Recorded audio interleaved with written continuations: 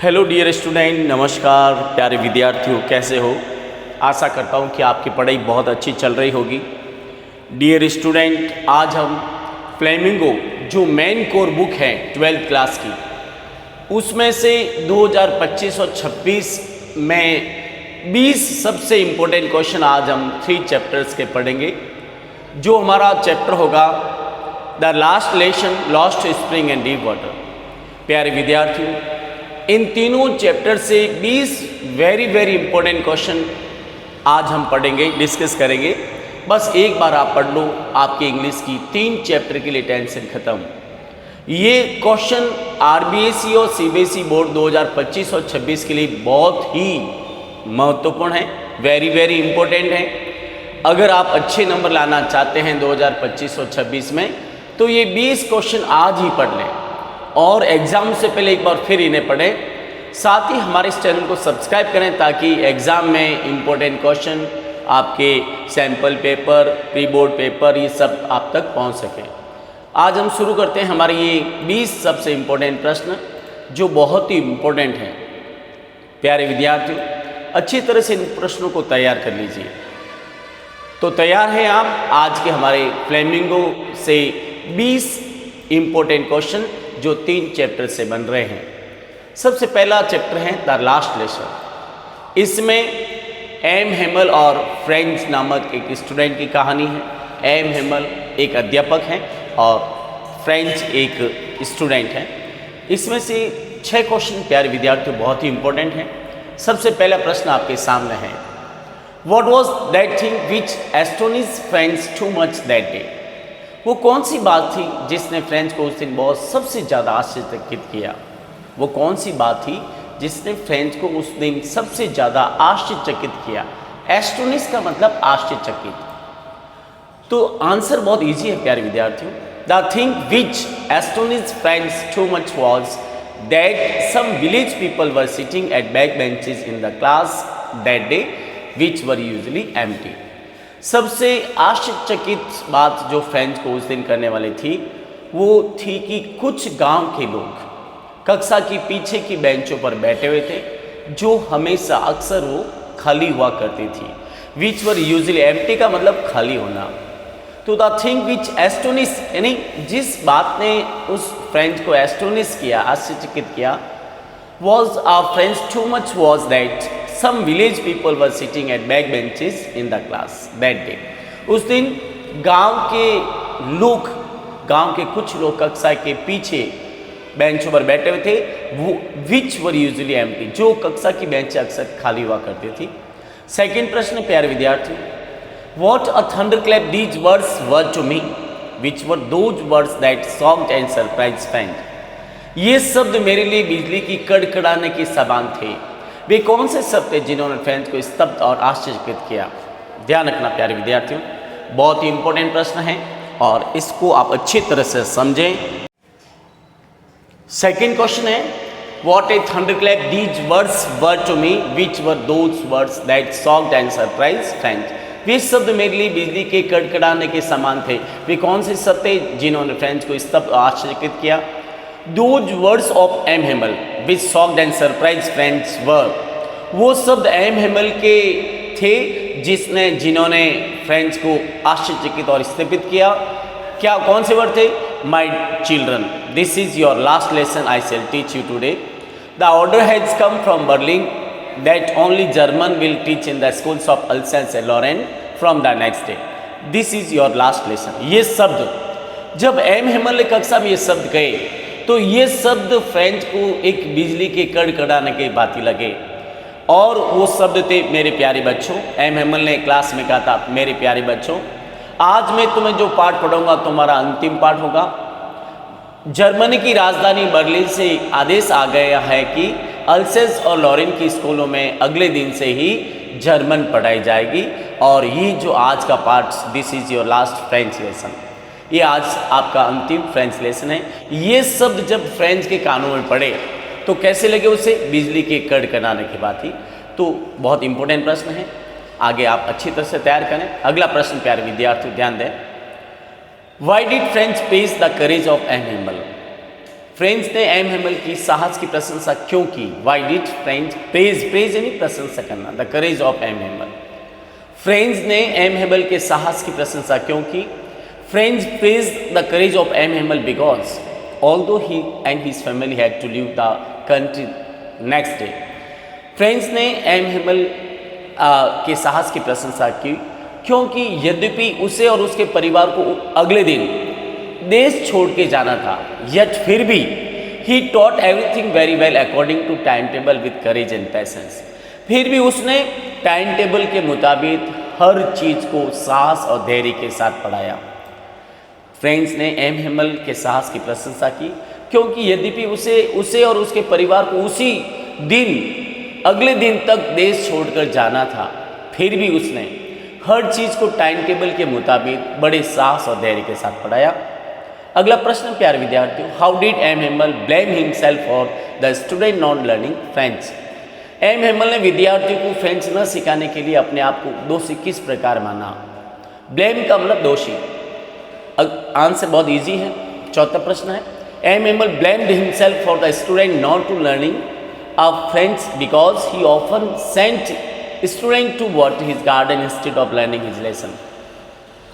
French ने विद्यार्थियों को फ्रेंच भाषा न सिखाने के लिए अपने आप को दोषी माना क्योंकि वो अक्सर विद्यार्थियों को पढ़ाने के दौरान, लेसन पढ़ाने के दौरान अपने बगीचे को पानी पिलाने भेजा करता था। He often sent students, वो अक्सर विद्यार्थियों को भेजा करता था to water his garden, अपने बगीचे को पानी देने के लिए। Instead of learning his lesson, यानी अपने पाठ पढ़ाने के बजाय, लेसन पढ़ाने के बजाय वो विद्यार्थियों को अक्सर, ऑफन का मतलब अक्सर, गार्डन के पौधों को पानी पिलाने भेजा करता था।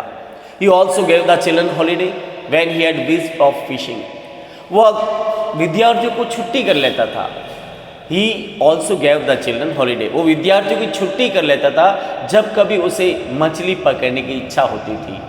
When he had wish of fishing, तो इस तरह से अच्छी तरह से याद कर लें। अगला प्रश्न है, What kind of lack did people of Alsace have?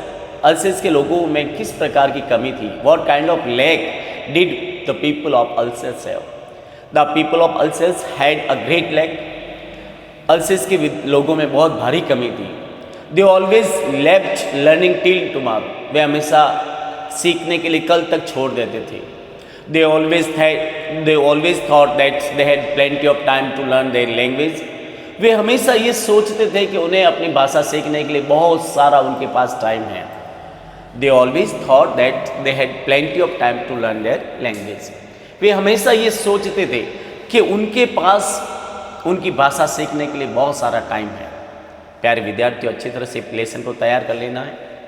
और बहुत इंपॉर्टेंट प्रश्न है। अगला प्रश्न है, Why did Friends not want to school that day?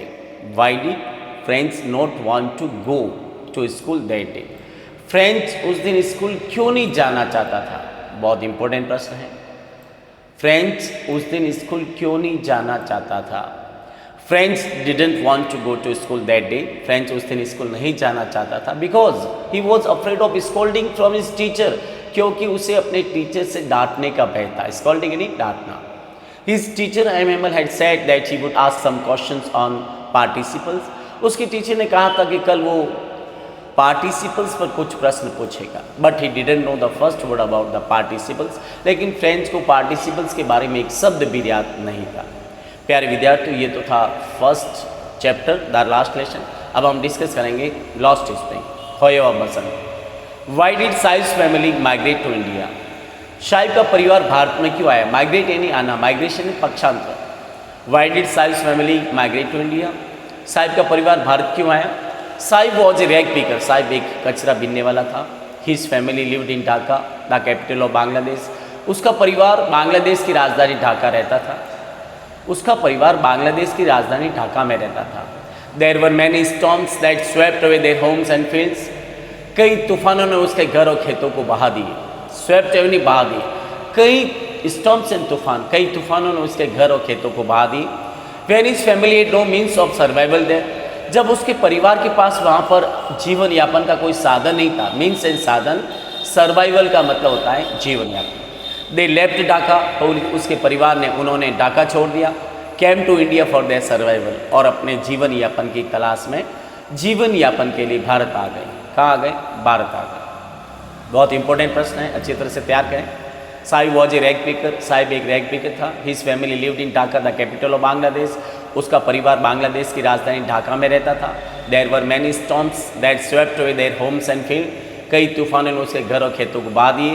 When his family had no means of survival there, जब उसके परिवार के पास वहाँ पर जीवन यापन का कोई साधन नहीं था। दे लेफ्ट ढाका, उन्होंने ढाका छोड़ दिया। Came to India for their survival, और अपने जीवन यापन के लिए भारत आ गए। अगला प्रश्न है, what does garbage mean to the elderly people in Seemapuri? Seemapuri में बड़े लोगों के लिए कचरे का अर्थ क्या है? This is very very important प्रश्न। कचरे का अर्थ क्या है, ध्यान रखना, ये यहाँ पर है।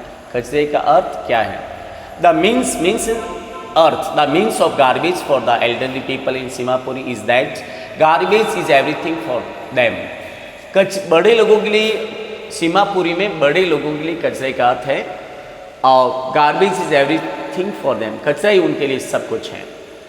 Is that garbage is everything for them, कचरा ही उनके लिए सब कुछ है। It is their daily bread, ये उनके लिए रोजी रोटी है। It is gold for them, कचरा उनके लिए सोना है। It is their a roof on their head even it is leaking, ये कचरा ही उनके सिरों की छत है, भली वो छत टपकने वाली क्यों ना हो।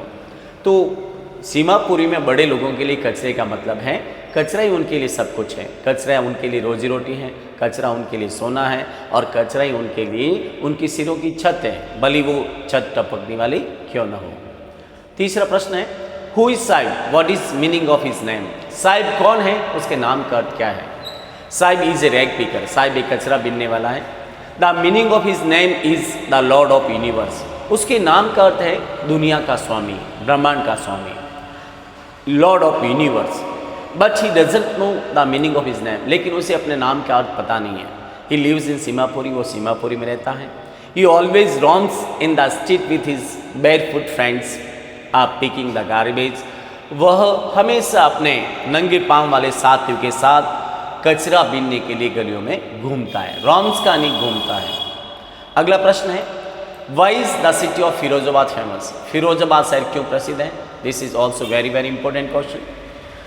The city of Firozabad is famous for its bangles, Firozabad शहर अपनी चूड़ियों के लिए प्रसिद्ध है। Every other family in Firozabad, ध्यान रखना, ये लिखना पड़ेगा।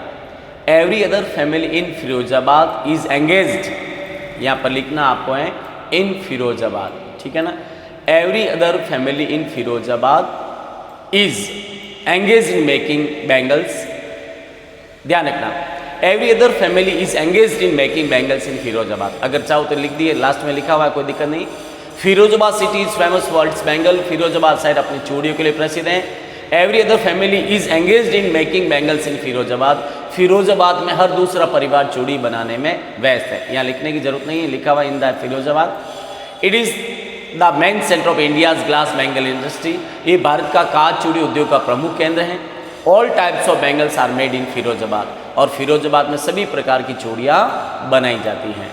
अगला प्रश्न है, what are the hazards of working in glass bangle industries? कांच चूड़ी उद्योग में काम करने से क्या खतरे हैं? There are following hazards in working in the glass bangle industry, कांच चूड़ी उद्योग में काम करने से निम्न खतरे हैं, आप पॉइंटों में लिख सकते हो। फर्स्ट डेंजर है, फर्स्ट हैजार्ड्स है, the bangles makers have to work in the dark huts without air and light, यानी चूड़ी बनाने वाले मजदूरों को बिना हवा और प्रकाश के अंधेरी झोपड़ियों में काम करना पड़ता है। The bangles makers have to work in the dark huts without air and light, यानी चूड़ी बनाने वाले मजदूरों को बिना हवा और प्रकाश के अंधेरी झोपड़ियों में काम करना पड़ता है, पहला खतरा। दूसरा, they have to work in the high temperature near the furnaces, उन्हें भट्टियों के पास उच्च तापमान में काम करना पड़ता है।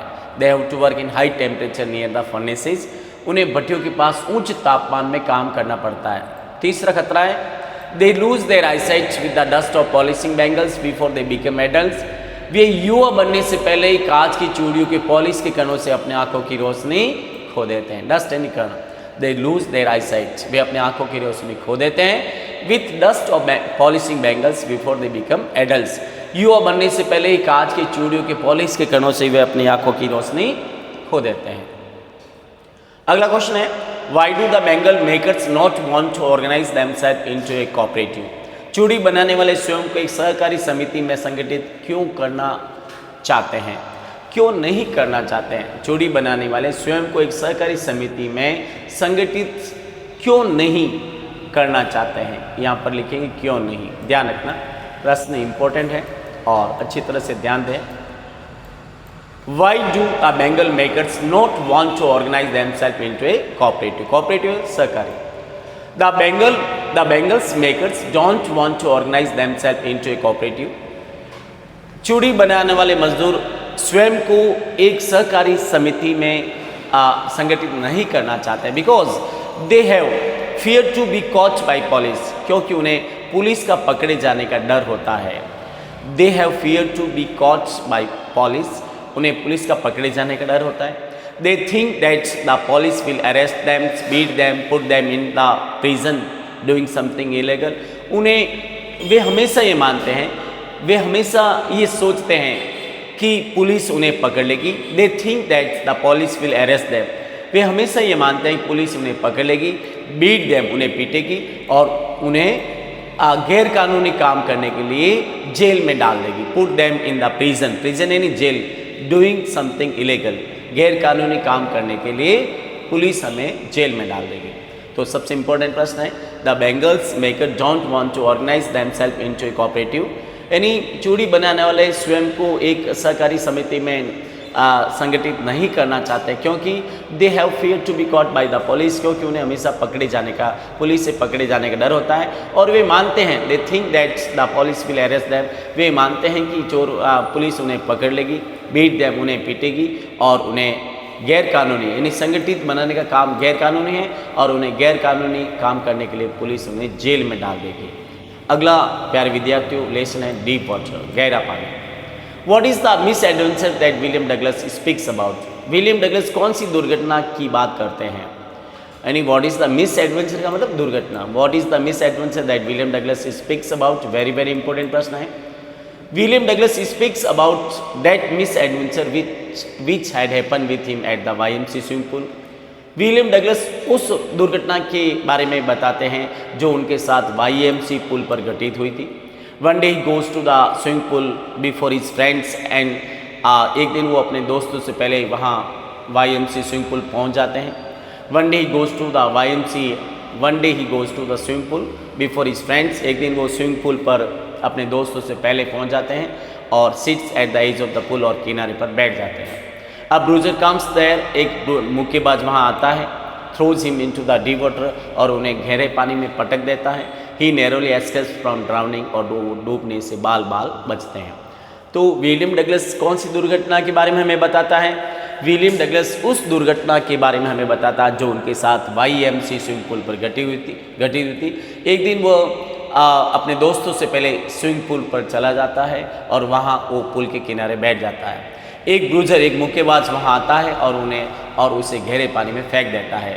ही नैरोली का मतलब बाल बाल, ही नैरोली एस्केप्स, बचता है, फ्रॉम ड्राउनिंग, वो डूबने से बाल बाल बचता है। अगला प्रश्न है, why does Douglas determine to get over his fear of water? Douglas ने अपने पानी के डर पर विजय पाने का निश्चय क्यों किया? This is also very very important प्रश्न। Douglas was determine to get over his fear of water because Douglas ने अपने पानी के डर पर विजय पाने का निश्चय किया क्योंकि the fear of water frighten Douglas very much, क्योंकि पानी के डर ने डगलस को बुरी तरह से डरा दिया। It lasted with him for many years, पानी का डर उसके साथ कई सालों तक रहा। It followed Douglas wherever he went, वो डगलस के पीछे पीछे आता था जहाँ कहीं वो जाता था। It destroy his a joy of fishing, boating and swimming, और इस पानी के डर ने उसके 3 एंजॉय को, फिशिंग, बोटिंग और स्विमिंग के एंजॉय को नष्ट कर दिया। इस पानी के डर ने उसके 3 Joy, boating, fishing and swimming को नष्ट कर दिया। अगला प्रश्न है, how did drowning experience effect Douglas? डूबने के अनुभव ने डगलस को किस प्रकार प्रभावित किया? How did the drowning experience effect Douglas? The drowning experience affected Douglas very much, डूबने के अनुभव को डगलस को बहुत प्रभावित किया। The fear of water lasted with him for many years, पानी का डर उसके साथ कई सालों तक रहा। Even the slightest existence would upset him, यहाँ तक हल्की सी थकान भी उन्हें बेचैन कर लेती थी। He felt sick to his stomach, उन्हें अपने पेट में तकलीफ महसूस होने लगी। He never went back to pool, वो फिर पूल पे कभी नहीं गया।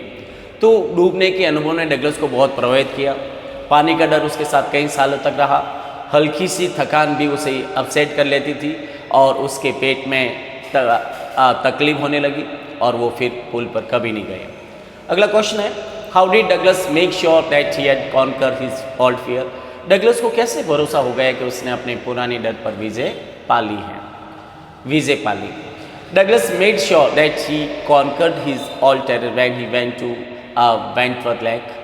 डगलस को पूरा भरोसा हो गया कि उसने अपने पुरानी डर पर जीत हासिल कर ली है। When he went to Wentworth lake, जब वो वेंटवर्थ झील पर गए। And cross it with all the strokes of swimming, और उसे तैरने के सभी स्टॉक से पार की। After then he went to warm lake and cross it like a dog copper. फिर वो इसके बाद वो वेंट वार्म लेक झील पर गए और डॉग कॉर्पोरन की तरह उसे पार की। डगलस को कैसे भरोसा होगा कि उसने अपने पुरानी डर पर विजय हासिल कर ली, विजय पाली। तो डगलस ने अपने भरोसे के लिए Douglas made sure that he had conquer his all terror. Douglas को पूरा भरोसा हो गया कि उसने अपने पुराने डर पर विजय हासिल कर ली जब वो वेंटवर्थ झील पे गया और उसने तैरने के सभी स्ट्रोक से उसे पार की। फिर वो वार्म लेक पर गया और उसने डॉग कॉर्पोरन की तरह से पार की। फिर उसे पूरा भरोसा हो गया कि उसने अपने डर पर विजय हासिल कर ली। पांचवा क्वेश्चन है, why was the YMCA swimming pool safe. YMCA swimming pool क्यों सुरक्षित था।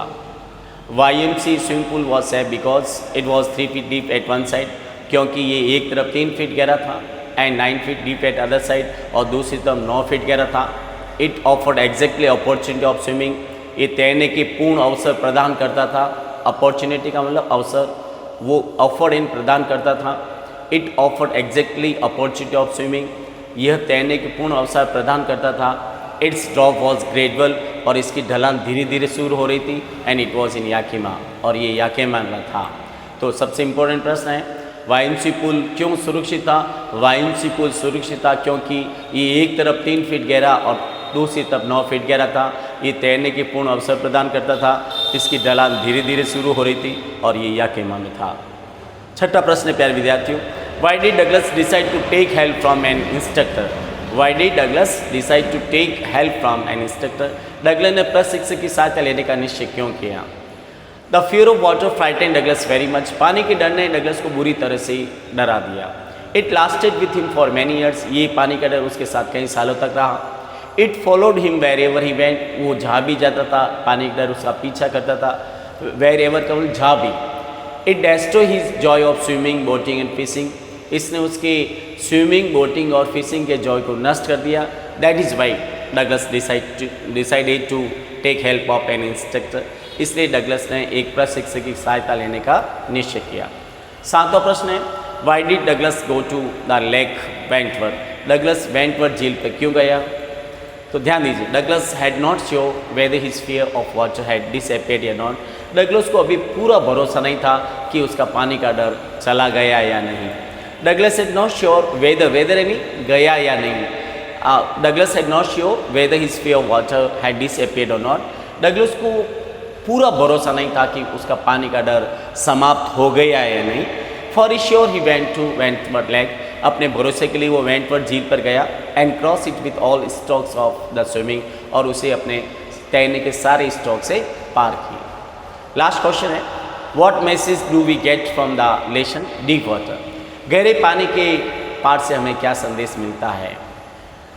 The message we get from the lesson deep water is that, पानी के डर, डीप वाटर गहरे पानी से यानी डीप वाटर लेसन से हमें ये संदेश मिलता है, is that the death is not as powerful as the fear of death. यानी मृत्यु इतनी ताकतवर नहीं है जितना मृत्यु का डर। यानी death is not as fearful as the fear of death. मृत्यु उतनी डरावनी नहीं है, भयानक नहीं है जितनी मौत का डर। So we should try to overcome on our fear. इसलिए हमें अपने डर पर विजय पानी चाहिए, पाने का कोशिश करनी चाहिए। So we try to overcome यानी विजय पाना। So we try to overcome on our fear. इसलिए हमें अपने डर पर विजय पाने की कोशिश करना चाहिए। True victory is not to fear from death. सच्ची विजय डर से, मौत से डरना नहीं, but conquer on the fear of death, बल्कि मौत पर विजय पाना है। सच्ची विजय मौत से डरने का नहीं है, बल्कि मौत पर विजय पाने का। तो बहुत इंपॉर्टेंट प्रश्न है। The message we get from the lesson deep water. गहरे पानी से इस लेसन से हमें ये संदेश मिलता है कि मौत उतनी भयानक नहीं है जितना मौत का डर। The death is not as fearful as the fear of death. मौत उतनी भयानक नहीं जितना मौत का डर। इसलिए हमें हमेशा मौत के डर पर विजय पाने की ट्राई करनी चाहिए, कोशिश करनी चाहिए। True victory is not to fear from the death. सच्ची विजय मौत से डरना नहीं, but conquer on the fear of death, मौत के डर पर विजय हासिल करनी है। प्यारे विद्यार्थियों, आज मैंने आपको 20 क्वेश्चन बताए। आप हमारे इस चैनल को अपने न्यू नोटिफिकेशन के लिए सब्सक्राइब करें ताकि अगला वीडियो आप तक टाइम तक पहुंच सके। अगले मैं 20 क्वेश्चन अगले चैप्टर के आपके लिए लाऊंगा, the red taps, Indigo and the pearls of pancake. इसके बाद इंटरव्यू और गोइंग प्लेसेस और फिर पोइट्री के। प्यारे विद्यार्थी बने रहे हमारे वीडियो के साथ और अपने कमेंट बॉक्स में ज़रूर लिखें आपको ये प्रश्न कैसे लगे और कितना समझ में आया, ताकि अगला वीडियो आप तक जल्दी पहुंच सके। साथ ही हमारे इस चैनल को सब्सक्राइब करने से आपको ये फ़ायदा होगा कि आपके पास तुरंत हमारे जो नए वीडियो का नोटिफिकेशन आ जाएगा। बने रहे हमारे वीडियो के साथ। Thank you very much. Take care, goodbye. We will see you in our next video. Take care once again.